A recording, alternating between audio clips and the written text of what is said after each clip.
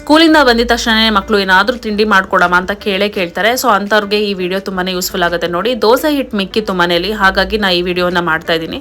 So ಈ ಉಳಿದಿರುವಂತಹ ದೋಸೆ ಹಿಟ್ಟಿಗೆ ಒಂದು ಅರ್ಧ ಕಪ್ ಅಷ್ಟು ಮೈದಾ ಹಿಟ್ಟು ಹಾಕಿ ಚೆನ್ನಾಗಿ ಕಲಿಸ್ಬೇಕಾಗತ್ತೆ. ಸ್ವಲ್ಪನೇ ನೀರು ಹಾಕ್ಕೊಂಡು ನೀಟಾಗಿ ಒಂದು ಬ್ಯಾಟರ್ನ ರೆಡಿ ಮಾಡ್ಕೊಳ್ಳಿ. ನೆಕ್ಸ್ಟ್ ನಿಮಗೆ ಬೇಕಾಗಿರೋ ತರಕಾರಿಗಳನ್ನೆಲ್ಲ ಆ್ಯಡ್ ಮಾಡ್ಬೋದು. ನಾನು ಯಾವುದೂ ಕೂಡ ಆ್ಯಡ್ ಮಾಡಿಲ್ಲ, ಜಸ್ಟ್ ಕ್ಯಾರೆಟ್ ಮತ್ತು ಈರುಳ್ಳಿನ ಮಾತ್ರ ಆ್ಯಡ್ ಮಾಡಿದ್ದೀನಿ. ನಿಮ್ಗೆ ಇಷ್ಟ ಆಗಿರೋ ತರಕಾರಿಗಳನ್ನ ಯಾವುದನ್ನು ಬೇಕಾದರೂ ನೀವು ಆ್ಯಡ್ ಮಾಡ್ಕೋಬೋದು ಇದಕ್ಕೆ.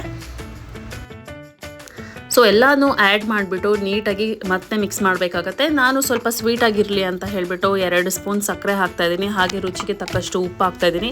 ನಿಮ್ಗೆ ಇದು ಬೇಡ ಅಂದರೆ ಸ್ಕಿಪ್ ಮಾಡ್ಕೋಬೋದು. ಹಾಗೆ ಅರಿಶಿನ ಪುಡಿ ಕೂಡ ಹಾಕ್ತಾಯಿದ್ದೀನಿ.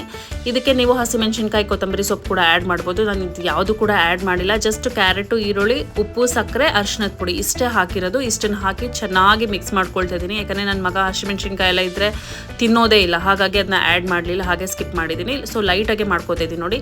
ತುಂಬ ಸಖತ್ತಾಗಿ ಬರುತ್ತೆ ದೋಸೆ, ಮಾತ್ರ ತುಂಬ ಟೇಸ್ಟಿಯಾಗಿರುತ್ತೆ. ಬಟ್ ಎರಡೂ ಕಡೆ ನೀವು ಚೆನ್ನಾಗಿ ರೋಸ್ಟ್ ಆಗಿ ತುಪ್ಪ ಹಾಕಿ ಅಥವಾ ಎಣ್ಣೆ ಹಾಕಿ ಚೆನ್ನಾಗಿ ಬೇಯಿಸಿ. ಮಕ್ಕಳಿಗೆ ಬೇಕರಿ ಫುಡ್, ಜಂಕ್ ಫುಡ್ ತಿನ್ಸೋದ್ಕಿಂತ ಈವ್ನಿಂಗ್ ಈ ಥರ ಹೆಲ್ದಿಯಾಗಿ ಮಾಡಿಕೊಟ್ರೆ ಇಷ್ಟಪಟ್ಟು ತಿಂತಾರೆ. ನನ್ನ ಮಗ ಕೂಡ ತುಂಬಾ ಇಷ್ಟಪಟ್ಟು ತಿಂದ.